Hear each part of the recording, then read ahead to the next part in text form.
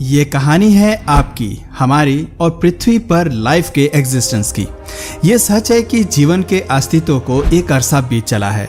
आज हमें लाइफ कई रूप में देखने को मिलती हैं। एक ही जीव में कई प्रजातियां देखने को मिलती हैं। बात करें जानवरों की तो शेर, चीता, भालू, सांप और न जाने कितनी ही प्रजातियां जंगल में घूम रही हैं। जहरीले सांप से लेकर शिकार को निगलने वाले खौफनाक सांप तक आपको हर तरह के जीव देखने को मिलते हैं। खैर, बात केवल सांप की नहीं है, असल सवाल जीवों में इतनी वैरायटीज का है। सवाल है कि आखिर इतने तरह के जीव धरती पर कैसे पनप गए? पृथ्वी पर एक ही तरह का जीवन क्यों नहीं पनपा? जब सब कुछ एक सिंगल सेल से शुरू हुआ तो एवोल्यूशन की कहानी इतनी लंबी और पेचीदा कैसे हो गई? अगर आप सोच रहे हैं कि आज हम ह्यूमन एवोल्यूशन पर बात करने वाले हैं तो आपका गैस बिल्कुल गलत है। आज हम आपको विज्ञान की नज़र से वो कहानी सुनाने वाले हैं जब एक छोटे बेबीज की तरह जानवरों का पृथ्वी पर जन्म हुआ। इतिहास में पहली बार सांस लेने के लिए उनके फेफड़ों का निर्माण हुआ, देखने के लिए उन्हें आंखें मिली और खुद की फॉर्मेशन के लिए एक अवसर मिला। वो अवसर जिसकी बदौलत पृथ्वी पर जीवों का साम्राज्य फैल गया।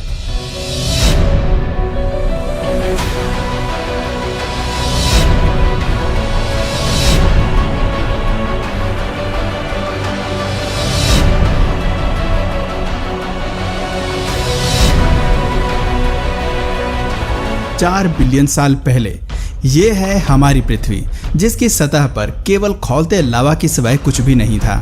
यही लावा जल्द ही 9 मिलियन लिविंग स्पीशीज के लिए उनका घर बनने वाला था। खैर, ये रास्ता इतना भी आसान नहीं था।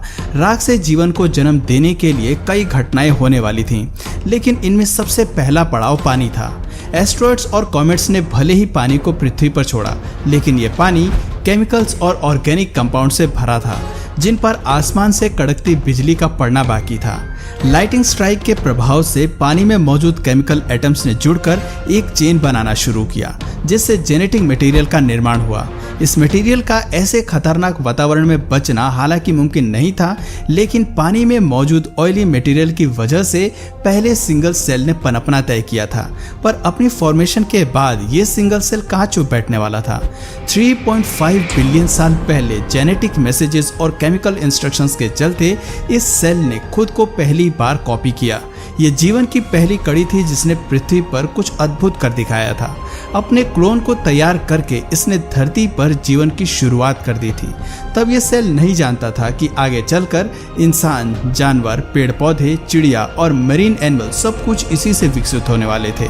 अपने क्लोन को बनाकर ये सिंगल सेल अब रिप्रोड्यूस करना सीख गए थे, जिसने धरती पर इनके सर्वाइवल के चांसेस बढ़ा दिए थे। 2 बिलियन साल तक रिप्रोड्यूस करते हुए सिंगल सेल की पीढ़ियों ने खुद को ऐसे ही कायम रखा, लेकिन फिर एक घटना ने सब कुछ बदल दिया। गलती से 2 सेल्स का आपस में टकराव एक बाहरी बदलाव लेकर आया, जिसके तहत 2 सेल्स आपस में मर्ज हो गए और इनके जीन्स भी आपस में जुड़ गए। दिलचस्प बात थी कि इस मर्ज सेल ने भी अपने आप को कॉपी किया और इससे उत्पन्न होने वाले बाकी सेल्स ने भी इस प्रक्रिया को जारी रखा, जिसकी वजह से आने वाले सेल्स में एक की बजाय 2 सेल्स थे। अब ये सेल्स रिप्रोड्यूस करते गए, अपने आप को कॉपी करते गए और म्यूटेट होते रहे। जैसे जैसे म्यूटेशंस बढ़ती रही, पुराने जीन्स डिलीट हुए और नई फॉर्मेशन हुई और नए सेल्स बने।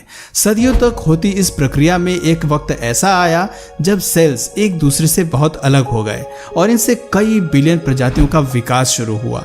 पानी के अंदर चल रही इस फॉर्मेशन से वहाँ कई प्रजातियां पनपने लगी, लेकिन जो हमारे विकास के लिए जिम्मेदार रहे वो थे 3 इंच लंबे वाटर वर्म। पानी के अंदर क्या आप इस जीव को देख सकते हैं? दरअसल ये हम हैं। आज से लगभग 550 मिलियन साल पहले। ये वो समय था जब म्यूटेशंस के चलते मेल और फीमेल जेंडर का विकास हो चुका था।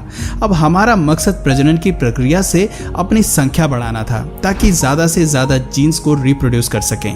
इस दौर में अपने लिए साथी को ढूंढना बेहद मुश्किल था, क्योंकि मादा को पहचानने के लिए वाटर वर्म के पास ना तो आंखें थी और ना ही कोई दूसरा फीचर। ऐसे में समुद्र के काले अंधेरे में देखने की क्षमता का होना जरूरी था। हालांकि ये एक बड़ी बाधा थी, लेकिन इसको सुलझाना भी कुदरत को बहुत अच्छे से आता था। जल्द ही प्रकृति का सबसे अद्भुत और अनोखा आविष्कार दुनिया में आया। हम बात कर रहे हैं आंखों की, जिसने वाटर वर्म को पानी के अंदर अपने पार्टनर को देखने और ढूंढ निकालने की ताकत दी। इस आविष्कार के लिए सबसे पहले वाटर वर्म के कुछ स्किन सेल्स म्यूटेट हुए। अब ये जीव अंधेरे और उजाले में फर्क कर सकते थे, अपने लिए ज्यादा शिकार ढूंढ सकते थे और रिप्रोड्यूस करने के लिए अपने साथी का भी चयन कर सकते थे। इस तरह से वाटर वर्म ज्यादा समय के लिए जी सकते थे। लेकिन यही काफी नहीं था। वक्त के साथ साथ सेल्स में नई म्यूटेशन होने लगी, जिससे सभी जीवों में आंखों का विकास हुआ। आंखों के विकास के साथ ही पानी के नीचे जीव अब सब कुछ देख पाए। हैरानी की बात थी कि इन सब की शुरुआत केवल एक सिंगल सेल से शुरू हुई थी, लेकिन अब इसकी बदौलत एक मरीन वर्ल्ड का विकास हो गया था। लेकिन आसपास की दुनिया को समझना भी जरूरी था, इसलिए आंखों के पीछे मौजूद नर्व सेल्स ने आपस में इकट्ठा होना शुरू किया। शुरुआत में ये ऑर्गन बेहद छोटा था, लेकिन वक्त के साथ ये जीवों के शरीर का सबसे जरूरी और रहस्यमय हिस्सा बन गया। हम बात कर रहे हैं दिमाग की। जी हाँ दोस्तों, 521 मिलियन साल पहले जीवों में आंखों के बाद दिमाग का ही विकास हुआ। दुनिया में पहले दिमाग के विकास के साथ ही बहुत कुछ बदलने वाला था। आपको बता दें कि इस ऑर्गन का विकास तब हुआ था जब हम समुद्र में मछली के रूप में मौजूद थे, और ये मछली थी फुट लॉन्ग आर्मर्ड फिश। मछली में विकसित पहला दिमाग आसान फैसले लेने के लिए विकसित हुआ था। इस स्तर पर दिमाग आम जानकारी को प्रोसेस कर सकता था, लेकिन खुद को खतरों से बचाने के लिए रणनीति बनाने में सक्षम नहीं था। पानी में फुट लॉन्ग आर्मर्ड फिश को कई खतरों से बचकर रहने की जरूरत थी, वरना इसकी प्रजाति विलुप्त भी हो सकती थी। इसी खतरे से बचने के लिए 400 मिलियन साल पहले जेनेटिक चेंजेस की वजह से मछली की त्वचा पहले के मुकाबले सख्त होनी शुरू हो गई। खुद को खतरों से बचाने के लिए इन जीवों में दांत और जबड़ों का भी विकास शुरू हुआ, जिसका मतलब था कि अब ये मछली ज्यादा भोजन खा सकती थी, अपने लिए शिकार कर सकती थी। एक मजबूत शरीर के साथ 375 मिलियन साल पहले मछली में कई फीचर्स विकसित हो गए थे, जिसकी वजह से अब ये आराम से किसी भी शिकार को पकड़ सकती थी। लेकिन समस्या ये थी कि पानी के नीचे मौजूद ऑक्सीजन इसके लिए काफी नहीं था। ऑक्सीजन की कमी से पानी के अंदर इसका ज्यादा समय तक सरवाइव कर पाना आसान नहीं था। इसके अलावा वहां मौजूद टॉक्सिक कार्बन डाइऑक्साइड भी इनके लिए एक बड़ा खतरा था। हालांकि वहां भोजन की कमी नहीं थी, लेकिन ऑक्सीजन जीवन के लिए मेन इंग्रेडिएंट था, जिसे पाने के लिए इन्हें कुछ बेहद ही बड़ा करना जरूरी था। दोस्तों, कुदरत का नियम तो आप जानते ही हैं कि कुछ भी पाने के लिए रिस्क लेना ही पड़ता है। इस मछली ने भी यही किया। ऑक्सीजन के लिए फुट लॉन्ग आर्मर्ड फिश पानी की सतह पर आई और इसने ऑक्सीजन लेना शुरू किया। शरीर में ऑक्सीजन के ट्रेवल होने की वजह से धीरे धीरे लंग्स का विकास हुआ। लंग्स के विकास के साथ ही पानी में एक नई प्रजाति पनपी, जिन्हें नाम दिया गया इस्थियोस्थेगा। इस्थियोस्थेगा असल में हम ही थे, और हम हवा और पानी दोनों में सांस ले सकते थे। हवा में सांस लेने के लिए हम लंग्स का इस्तेमाल करते थे, जबकि पानी में सांस लेने के लिए हमारे पास गिल्स थे। आज हमारे पास गिल्स नहीं है, लेकिन दोनों स्थिति में सांस लेने का मैकेनिज्म हमें आता है। पानी में रहते हुए इस इस्थियोस्थेगा को काफी समय हो चुका था, लेकिन बाहर की दुनिया की तरफ इनका खिंचाव ज्यादा था।